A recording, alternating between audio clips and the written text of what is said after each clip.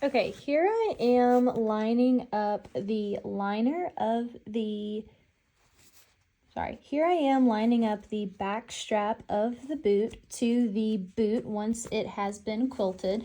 So here's an example of it being quilted. I did horizontal lines there, so you can't really see it's navy, but if I flip it over on the back, you can see what I'm talking about. So what I do is you have your back strap here, here's the zipper.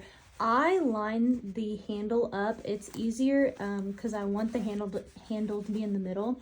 So I just clip it there, and I go through here and I put little notches in the liner. Sorry, I put notches in the piping. So here's an example. So I'll cut like that if I know that's going to be a curve. So the portions that you're going to do, let me just unbutton this. So the portions of the boot that you're going to notch your piping are this curve, I'll tell you right, and then all along this curve, and this is the trickiest curve to do. So what I'm doing here is I have those notches, and I always draw the outline onto the boot.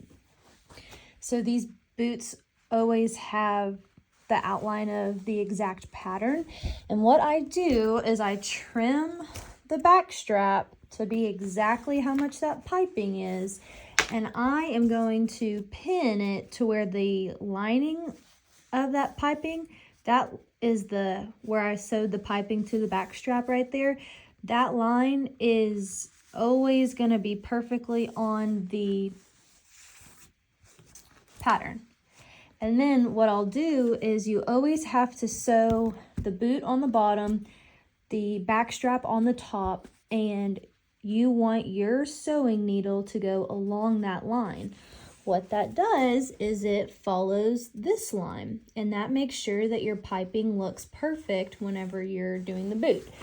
So I'll just do that, and then I'll eventually curve this and it'll go all around. I stop right here, I broider, and then I continue sewing.